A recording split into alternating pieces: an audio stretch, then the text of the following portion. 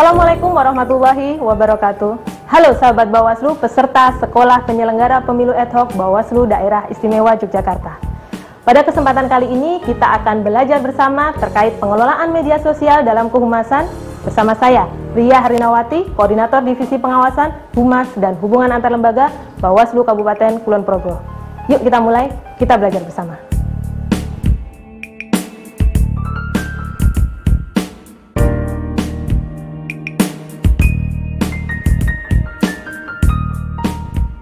Media sosial adalah laman atau aplikasi yang memungkinkan pengguna dapat membuat dan berbagi isi atau terlibat dalam jaringan sosial. Ada beberapa jenis media sosial, diantaranya blog dan mikroblog, media sharing, situs jejaring sosial, dan forum diskusi. Dalam pengelolaan media sosial ada beberapa tahapan yang bisa dilaksanakan. Yang pertama, tentukan tujuan. Yang kedua, tetapkan sasaran. Yang ketiga, rancang konten.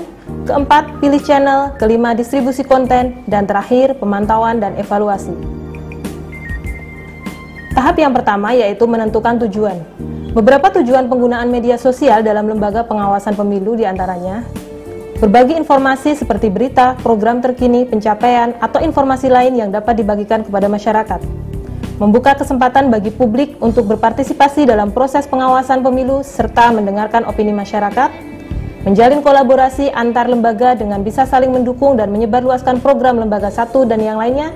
Dan terakhir, menangkal berita bohong yang sangat mungkin menerpa lembaga pengawas pemilu. Langkah selanjutnya yaitu tetapkan sasaran atau audiens. Audiens adalah masyarakat yang menjadi sasaran komunikasi dari konten yang akan dibuat untuk masing-masing media sosial. Audiens menentukan gaya bahasa yang akan dipakai dalam setiap konten. Audiens juga menentukan karakter media sosial yang harus digunakan. Audiens menentukan format penyampaian pesan, apakah dengan pesan pendek, video, berita, atau yang lainnya. Berdasarkan data ABGI, pengguna internet di Indonesia didominasi oleh masyarakat berusia 19 hingga 34 tahun dan 35 hingga 54 tahun. Dan kelompok pengguna media sosial yang paling besar adalah generasi milenial yang lahir pada awal era 80-an hingga 2000 awal. Langkah selanjutnya yaitu merancang konten. Beberapa konten yang bisa digunakan untuk menginformasikan tentang pengawasan pemilu diantaranya foto pengawasan pemilu atau kegiatan lembaga, infografis pemilu atau pengawasan pemilu, berita pengawasan pemilu atau kegiatan lembaga, poster pengawasan pemilu atau kegiatan lembaga, dan video pengawasan pemilu atau kegiatan lembaga. Peserta SPPA yang berbahagia, untuk konten foto, hal-hal yang harus diperhatikan antara lain: yang pertama, kualitas foto harus baik, sebisa mungkin beresolusi tinggi. Yang kedua, objek yang ingin diceritakan harus jelas. Yang ketiga, maksimalkan caption dalam memberikan deskripsi objek. Yang keempat, lakukan suntingan atau editing secukupnya. Yang kelima, waktu penayangan konten sebaiknya tidak terlalu jauh berbeda dari waktu terjadinya kegiatan. Dan yang terakhir, sediakan beberapa pilihan foto dalam menangkap sebuah momen. Untuk konten infografis, hal-hal yang perlu diperhatikan adalah: yang pertama, sumber dapat dipertanggungjawabkan. Yang kedua, mudah dipahami dan dibaca. Ketiga, relevansi dengan kebutuhan pembaca. Yang selanjutnya, struktur visual yang harmonis dan menarik, simple dan lugas, konsisten dengan karakter lembaga, dan yang terakhir, kemudahan dibagikan atau shareability. Kemudian untuk konten tulisan, hal-hal yang perlu diperhatikan adalah: yang pertama, terkait teknis penulisan. Tulisan dibuat sesuai dengan kaidah dan teknis penulisan yang benar. Yang kedua, mendapat perhatian. Tulisan yang dibuat harus berhasil memberikan impresi pertama sehingga konten tersebut diperhatikan oleh pembaca. Yang ketiga, penulis harus menjaga minat pembaca untuk menikmati konten atau tulisan tersebut hingga akhir. Yang keempat, setelah berhasil menarik perhatian minat pembaca untuk terus menikmati konten atau tulisan, penulisan konten yang baik harus dapat membangkitkan keinginan pembaca. Dan terakhir, suatu tulisan dianggap berhasil ketika para pembacanya tergerak untuk melakukan sesuatu yang diinginkan oleh penulis. Untuk konten poster, hal-hal yang perlu diperhatikan adalah: buatlah gambar yang menarik dengan komposisi warna yang sesuai dengan karakter lembaga. Rincian kegiatan tidak harus dimasukkan sepenuhnya dalam satu konten visual poster. Buat beberapa variasi poster. Pertimbangkan juga proporsi teks dalam poster. Dan yang terakhir, tentukan beberapa sorotan utama sebagai nilai jual dari kegiatan yang akan dijadikan fokus dalam masing-masing variasi poster. Adapun untuk konten video, ada beberapa hal yang bisa dijadikan konten video. Yang pertama, iklan layanan masyarakat. Yang kedua, film pendek. Ketiga, slideshow. Keempat, videografis. Dan yang terakhir, reportase. Ada beberapa hal yang perlu diperhatikan dalam iklan layanan masyarakat dan film pendek. Ada 3 tahapan untuk membuat iklan layanan masyarakat dan film pendek. Yang pertama, mempersiapkan sinopsis dan naskah.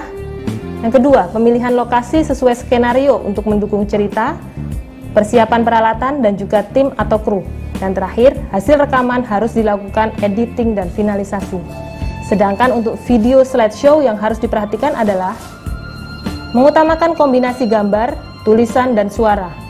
Maksimal durasi video 30-60 detik dan durasi masing-masing slide 4-8 detik agar pembaca membaca tulisan dan memahami isinya. Dan terakhir, sesuaikan musik dengan tema presentasi yang ditayangkan.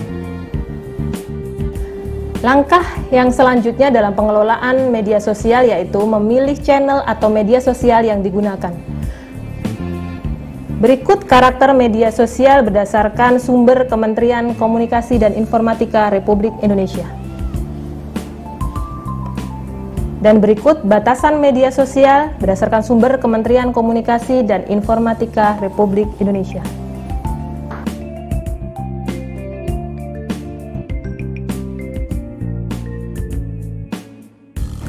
Langkah selanjutnya yaitu distribusi konten. Ada 4 hal yang harus diperhatikan dalam langkah ini. Yang pertama, unggah konten saat waktu yang tepat. Ada 2 konten, yaitu konten rutin dan konten mendesak. Konten rutin diunggah secara reguler sesuai jadwal dan kalender yang sudah ditentukan sebelumnya dalam proses perencanaan editorial, sedangkan konten mendesak diunggah sesuai kebutuhan. Dan yang kedua, gaya bahasa. Gunakan gaya bahasa sesuai dengan karakter yang ingin dibangun oleh lembaga. Gunakan gaya bahasa sesuai target audiens. Usahakan menggunakan kata sapaan yang netral dan tidak bergantung pada satu gender tertentu. Dan terakhir, gunakan kata sapaan yang memberikan rasa lebih dekat, seperti "Selamat pagi sahabat Bawaslu". Yang ketiga, optimalisasi tagar atau hashtag. Tagar atau hashtag dapat mempercepat penyebaran konten yang ditayangkan, terutama pada kanal Twitter dan Instagram.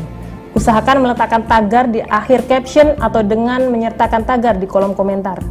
Dan buatlah beberapa tagar rutin untuk dijadikan tagar kepunyaan lembaga. Dan terakhir, respon cepat. Sebisa mungkin merespon tanggapan yang masuk di hari yang sama.